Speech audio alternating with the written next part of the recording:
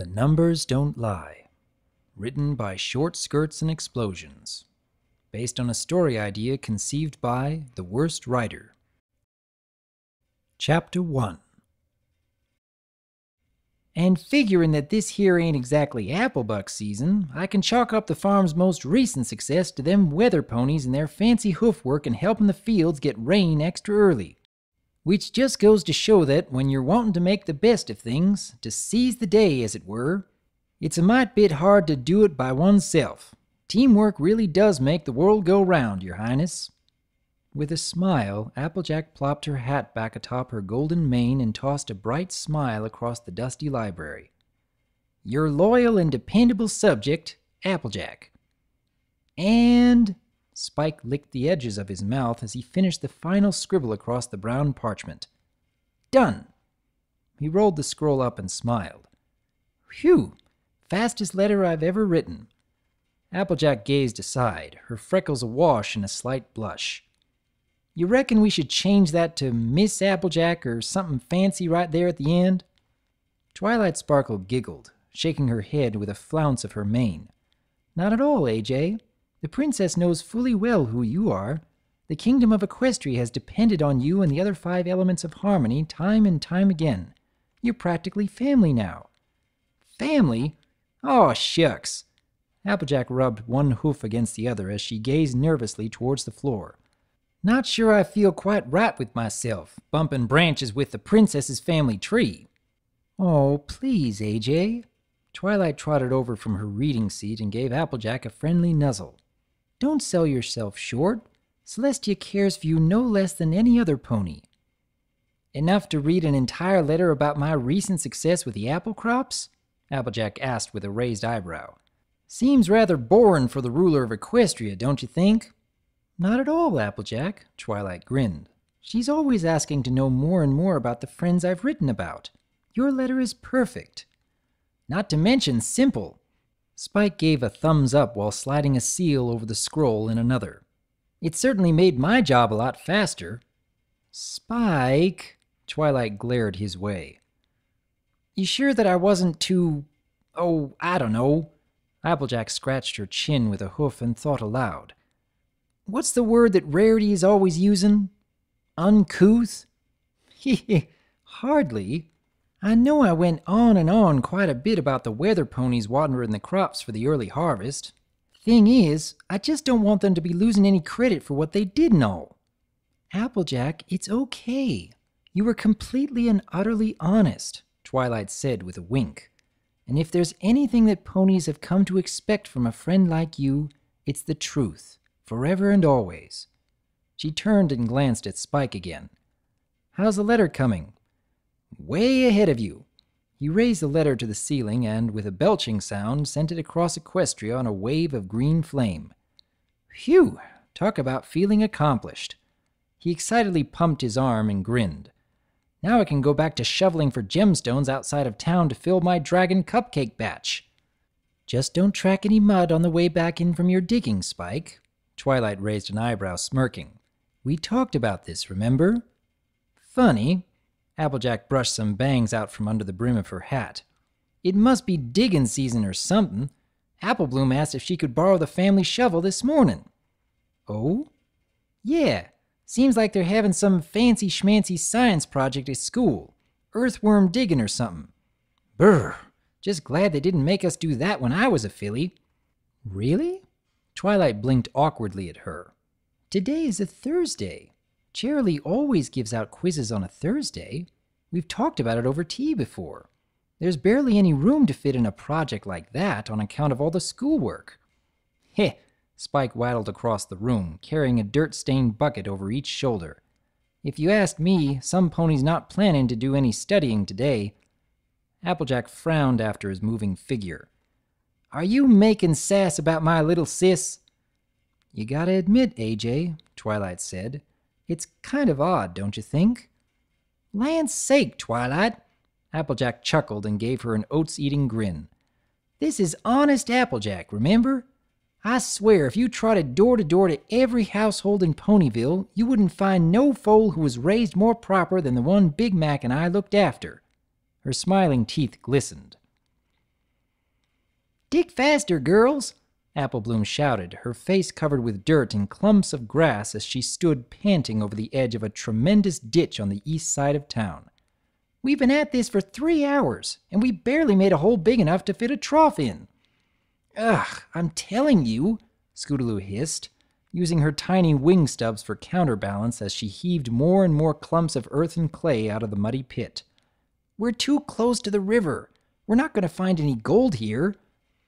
You're thinking backwards, you emu, Squeaky Belle squeaked.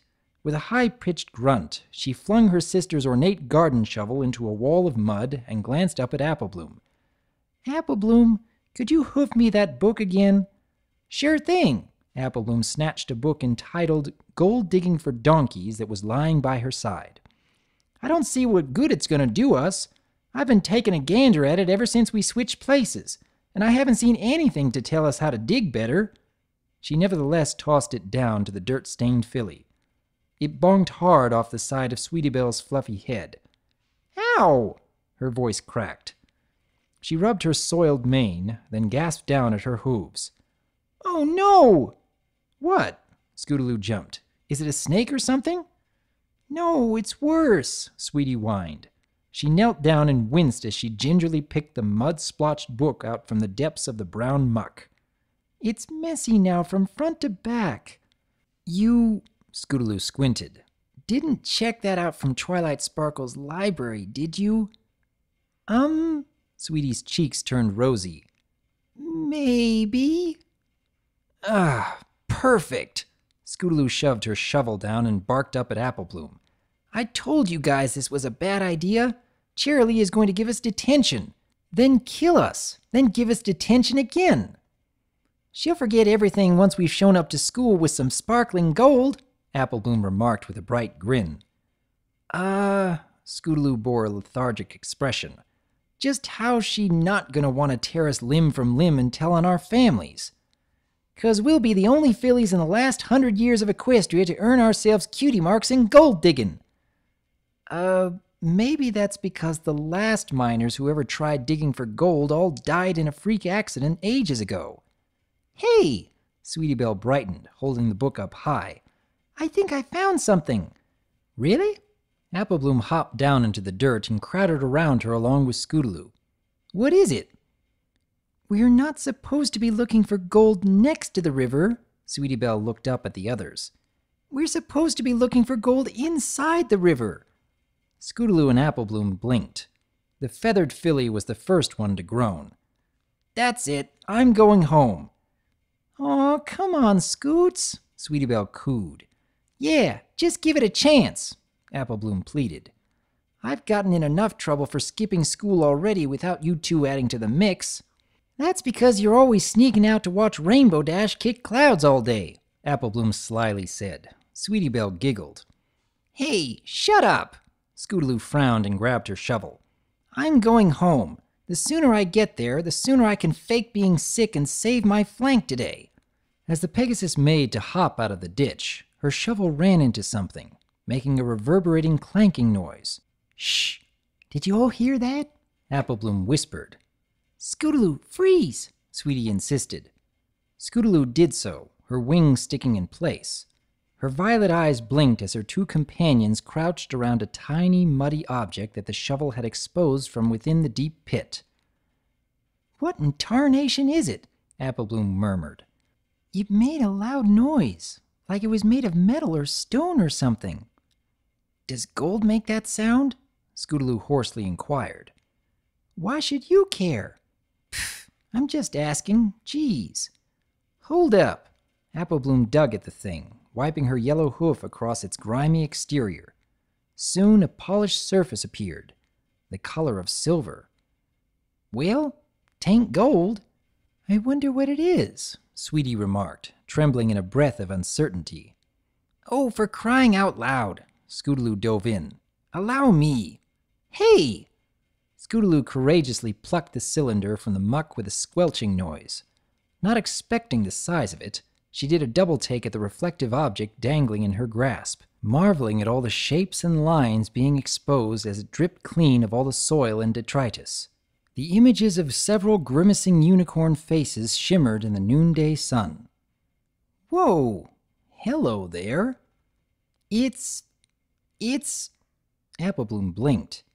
Sweetie Belle bit her lip and squirmed away. It's scary looking. Pfft, it's just a totem pole, Scootaloo said with her wings buzzing. A totem what? Rainbow Dash told me all about them from her visit to the buffalo of Appaloosa. Apple Bloom raised her eyebrow. Since when do buffalo make things out of silver? Yeah, well, Scootaloo twitched. I want to see you two come up with a better explanation. She shook the object to get the rest of the mud off, and suddenly it glowed with a loud hum. Uh-oh. Scootaloo, Sweetie squeaked. What did you do? I don't know. Scootaloo's teeth chattered as she held the vibrating cylinder at forelimb's length. I think this stupid thing doesn't like to be shaken. We'll drop it, Apple Bloom shouted. Drop it where? Girls, look out! All three of them squealed and dove to the side as a bright flash of silver luminescence fountained outward from the object. Every blade of grass, every green leaf, and every fluff of cloud billowed from the glowing wave's touch. The sparkling aura swam from horizon to horizon, briefly engulfing the blue color of the sky. Then, as swiftly as the pulse had began, it ended, drizzling a fine layer of twinkling dust over every pony's coat that disappeared after a few fragile seconds.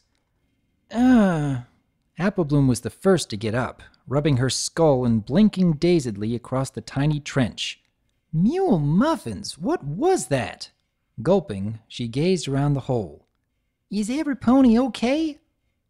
Apple Bloom? Sweetie Belle blinked steadily at her. Are we dead? No, we certainly ain't dead. Then how come you have a halo over your head? Huh? Apple Bloom made a face. The hay are you going on about? That halo, Sweetie pointed, over your head. Apple Bloom felt a hoof over her mane, but all she made contact with was her hair bow. I feel nothing. She did a double take, then leaned forward with a squint. But you sure as heck got one over yours. Sweetie gasped, flinging her hooves up. From Apple Bloom's perspective, the tiny unicorn's forelimbs were waving through the shape of a vertical ellipse, as if shadows were passing through a silver beacon of light. The circular emblem stayed hovering at a fixed point over Sweetie's head, no matter how many times or in what direction her skull moved. I don't feel anything. I'm not making this up, Sweetie Belle. You got something over your head. Well, you've got something over yours, too. At the sound of the moan, both girls looked over at their Pegasus friend. Scootaloo, are you okay? Scootaloo sniffled. Sitting up, she stared at a nasty bruise on her forelimb. It started to bleed while throbbing with undeniable pain. Nevertheless, Scootaloo dried her tears before so much as looking the other filly's way. Yeah, I'm fine. You sure? 'Cause you just took an awful tumble. Upon hearing a magical chime sound alight the air, Apple Bloom did a double take. Her eyes shot up over Scootaloo's head. Sweetie Belle gasped, her hooves flying to her pale muzzle. Apple Bloom, look! She's got a 1 over her head! Scootaloo blinked awkwardly, unaware of the floating silver 1 above her crown. The heck are you two going on about? Did you hit your heads hard or something? Scootaloo! Apple Bloom gazed suspiciously. Are you sure you're all right? Didn't I tell you already? Scootaloo sniffled and hid her bruised forelimb. I said I'm fine. Sheesh. This time, she too heard the magical chime. The number 1 morphed into a floating 2 over her head. She blinked nervously and began to sweat. What are you two staring at? Sweetie Belle and Apple Bloom exchanged glances. Collectively, the nervous trio gazed at the still glowing totem in their grasp. Huh? That was really strange, Lyra remarked. She and every pony else in the center of Ponyville had frozen in what they were doing to glance up at the sky. That wave of light just now. It was probably the sun passing through a cloud, spoke a mustached unicorn waiter who stood beside her table at a restaurant patio. He levitated a pen over a notepad and scribbled across a sheet of paper. Will that be all you're ordering today, madame? Lyra snapped out of it, wrenching her gaze from the equine passerbys who were frozen in their awkward sky-gazing. Oh, that's all for me. I'm waiting on my friend. She should be here any time now. Very well. The waiter gave a courteous bow and pocketed away the order into his suit. I'll leave one menu with you.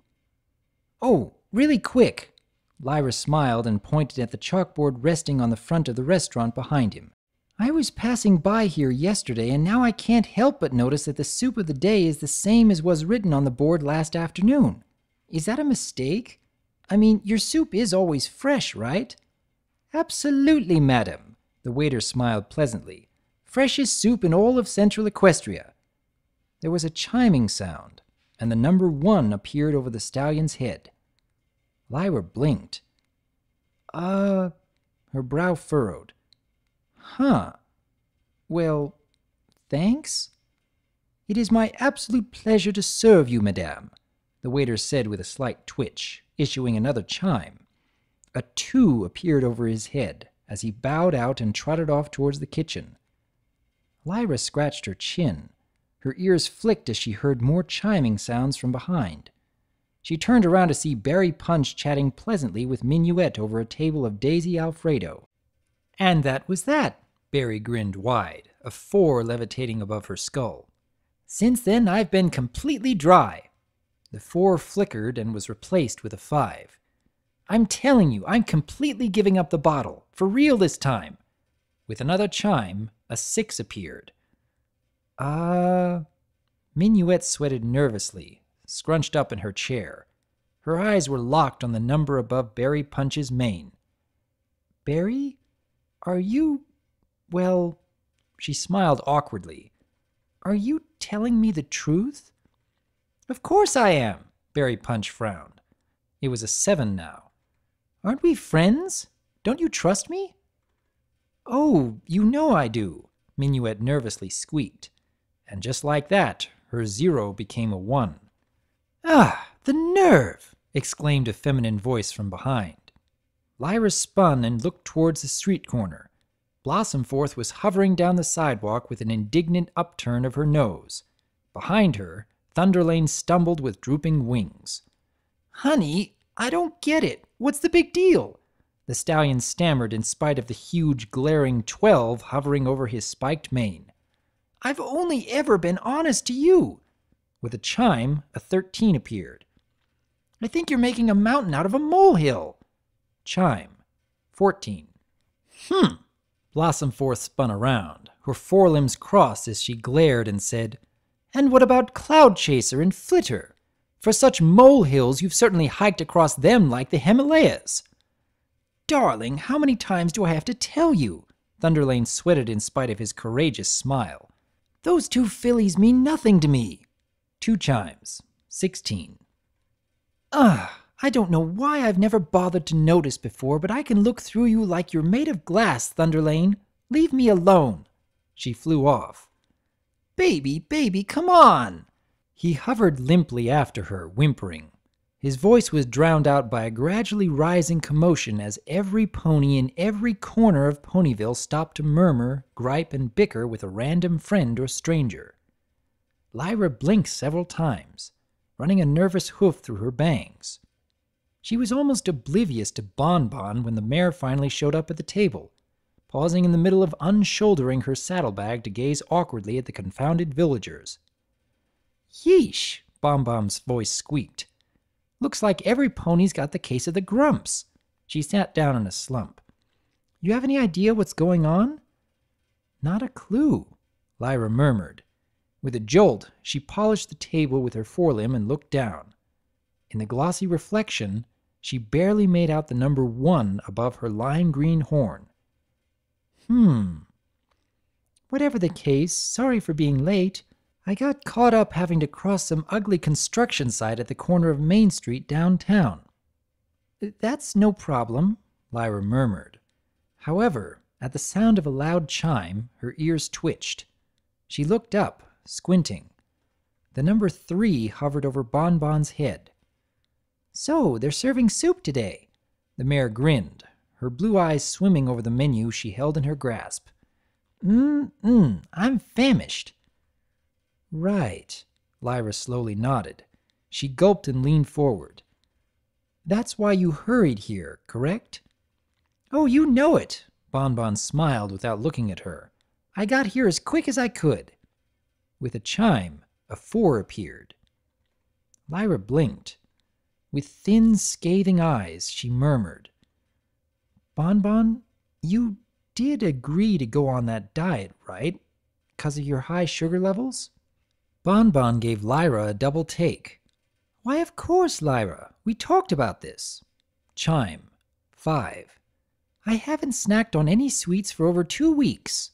6. You know you can trust me. 7. Lyra was glaring at this point. So, you haven't been by Sugar Cube Corner today? No!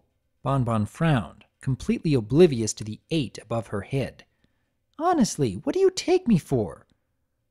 Honestly? Lyra droned. Honestly! Well, honestly, Sweetie Belle looked down at her squirming hooves as she stood beside Scootaloo and Apple Bloom atop the welcome mat of the Carousel Boutique. It was Diamond Dogs! Chime. 4. Rarity glared down at her sister and her 2 friends. Diamond Dogs, she murmured. Is that true? Mm-hmm, Sweetie nodded. 5. Her green eyes went wide as she gasped. They tossed us around like hoofballs, demanding gemstones and jewels. 6.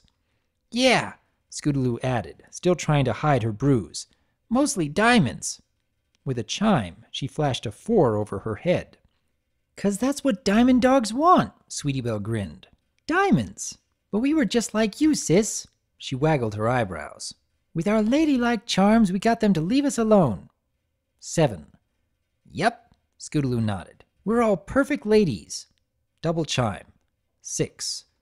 So I see. Rarity paced before the group. Her scrutinizing gaze fell upon the centermost pony who was presently hanging her head. Apple Bloom, darling, you've been awfully quiet. Was there any glistening nugget of truth you wish to add to this most disastrous account? Apple Bloom fidgeted, staring down at her hooves. Her lips moved, producing an indecipherable mumble. Rarity leaned in. I beg your pardon? Apple Bloom looked up, flashing an awkward, mud-strewn smile. The Diamond Dogs were sure fixin' to make us dig our way to China. Her smile cracked as soon as she heard the chime. Her skull brandished the paltry number 1, and yet she instantly broke into a fountain of tears. Oh, it's a lie! It's all a lie! She drawled, falling to her haunches and burying her face in her forelimbs. Please don't be mad at us. My big sister's gonna lock me up in the barn for an entire year. Ugh. Scootaloo faced hoof while Sweetie Belle rolled her eyes. The 2 slumped in defeat as the most conscientious of the 3 wailed like an infant. Now don't be making such an outrageous scene, Apple Bloom. I am not entirely mad at the 3 of you. Rarity smiled and reached her hoof out to comfort her. She paused in mid-gesture, however, as she studied all the mud and grime on the yellow filly's coat. She not so stealthily floated a towel over, wiped Apple Bloom's skull clean, and then finally leaned in to give her a delicate hug. If anything, I am most exceedingly glad to have witnessed you 3 returning home safely. There's been a relatively calamitous series of events transpiring around Ponyville this morning. I've had 3 separate customers abandon the boutique in the middle of exchanging bits over dresses. Celestia above. I saw ghastly numbers floating over the ponies' heads as if they were haunted. I suspect some foul magic is at play, and it's such a relief to know that you 3 are safe in spite of it all. Foul magic? Sweetie Belle remarked, her eyes thin. Shh! Scootaloo swatted her atop the pale horn. Come on, shut it! Rarity frowned at the gesture Scootaloo made to her younger sister. She leaned forward over Apple Bloom's sobbing form. Scootaloo, The fashionista's blue eyes fixated on a sparkling item clutched beneath Scootaloo's orange feathers. "Be a good dear and show me what it is that you are hiding." "It's nothing," Scootaloo chirped with a twitching smile. "Honest." Her 6 skipped all the way to 8, and her wings drooped as did her expression. "Hmm?" Rarity's glare could shatter diamonds. "Fine." Scootaloo limply hoofed over the glowing totem. "We found this in a hole by the river as we were digging to discover our gold farming cutie marks," she droned. "My word!" Rarity held a hoof over her gasping chest as she levitated the silver item in front of her dazzled eyes. "This is certainly a most remarkable find." She gulped dryly and bore a delirious smile. "You mean to say that you found an item of such resplendent fabulosity in the middle of an ordinary ditch?" "It took a lot of digging," Sweetie Belle's voice cracked, "and it sent off this big flash of light after Scootaloo shook it." "Hey!" Scootaloo squawked. "Don't blame this all on me." "Blame all of what on her?" Rarity remarked with a raised eyebrow. "I don't want to live in a barn," Applebloom continued to wail. "Now there, darling." Rarity consoled her with a hoof pat to her shoulder. Her eyes studied the silver shine of the totem, comparing it to the glowing 8, 7, and 1 over the fillies' heads. "I do believe I'm starting to ascertain the truth here.